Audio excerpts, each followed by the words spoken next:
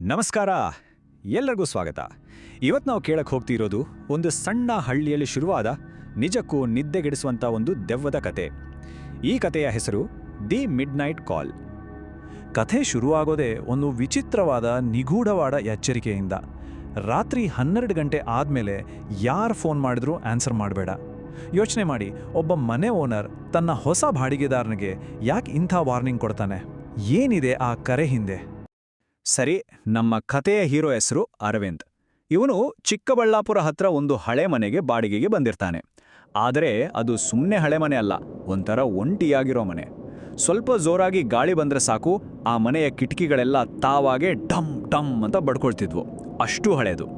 ಅರವಿಂದ್ ಮನೆಗೆ ಕಾಲಿಟ್ಟಿದ ತಕ್ಷಣ ಆ ಓನರ್ ಇದೇ ವಿಚಿತ್ರ ರೂಲ್ ಹೇಳ್ತಾನೆ. ಆದರೆ ಅರವಿಂದ್ ಅದನ್ನ ಅಷ್ಟೊಂದು ಸೀರಿಯಸ್ ಆಗಿ ತಗೊಳ್ಳಲ್ಲ.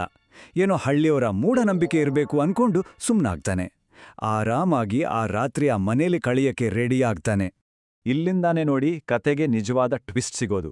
ಆ ರಾತ್ರಿ ಅಬ್ಬಬ್ಬಾ, ಎಂಥ ಮಳೆ ಅಂದ್ರೆ, ಜೊತೆಗೆ ಗುಡುಗು ಸಿಡಿಲು ಬೇರೆ. ಹೊರಗಡೆ ಪ್ರಪಂಚದ ಜೊತೆ ಸಂಬಂಧನೇ ಕಟಾದಂಗೆ.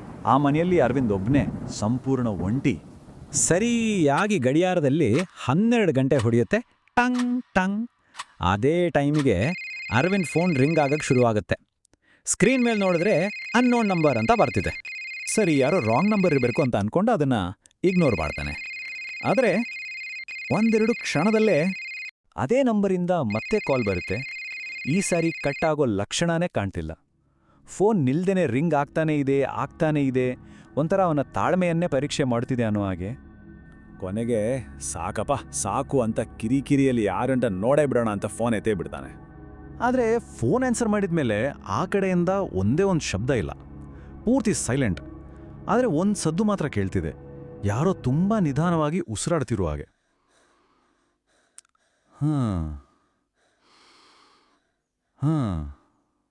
ಆ ಉಸಿರಾಟದ ಶಬ್ದ ಮಾತ್ರ. ಅರವಿಂದ್ಗೆ ಒಂಥರ ಗಲಿಬಿಲಿ ಆಗುತ್ತೆ. ಸ್ವಲ್ಪ ಧೈರ್ಯ ಮಾಡಿ ಕೇಳ್ತಾನೆ, ಹಲೋ, ಯಾರು ಮಾತಾಡ್ತಿರೋದು? ಕೆಲವು ಕ್ಷಣಗಳ ನಿಶ್ಶಬ್ದದ ನಂತರ ಆ ಕಡೆಯಿಂದ ಒಂದು ಹೆಣ್ಣಿನ ಧ್ವನಿ ಕೇಳಿಸುತ್ತೆ. ಆದರೆ ಅದು ಮಾಮೂಲಿ ಧ್ವನಿಯಲ್ಲ, ತುಂಬಾನೇ ನಿಧಾನ, ಒಂಥರ ಕೊರೆಯೋ ಚಳಿ ಹಾಗೆ. ಆ ಧ್ವನಿ ಹೇಳುತ್ತೆ, ನಾನು ಕೆಳಗಡೆ ಮನೆಯಲ್ಲಿದ್ದೀನಿ, ಬಾಗಿಲು ತೆಗಿ. ಈ ಮಾತು ಕೇಳಿದ ತಕ್ಷಣ ಅರವಿಂದ ಮೈ ಝುಮ್ ಅನ್ನುತ್ತೆ. ಯಾಕಂದ್ರೆ ಅವನಿರೋ ಮನೆಗೆ ಕೆಳಮಹಡಿನೇ ಇರಲಿಲ್ಲ, ಅದು ಒಂದೇ ಫ್ಲೋರ್ ಇದ್ದಿದ್ದು.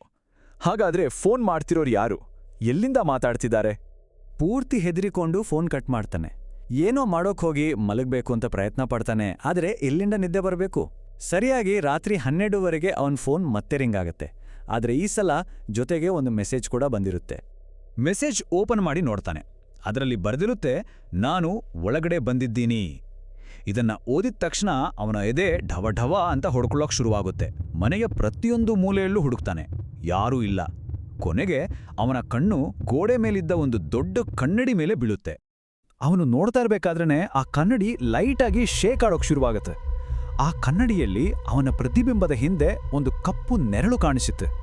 ಅವನು ಬೆಚ್ಚಿಬಿದ್ದು ಹಿಂದೆ ತಿರುಗಿ ನೋಡ್ತಾನೆ, ಅಲ್ಲೂ ಯಾರೂ ಇಲ್ಲ.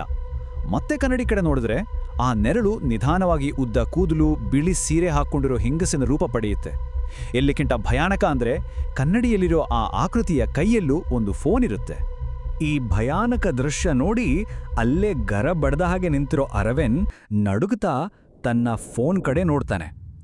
ಮೊದಲು ಅನ್ನೋನ್ ನಂಬರ್ ಅಂತ ತೋರಿಸ್ತಿದ್ದ ಜಾಗದಲ್ಲಿ ಈಗ ನಾನು ಅಂತ ಹೆಸರು ಕಾಣಿಸ್ತಿದೆ.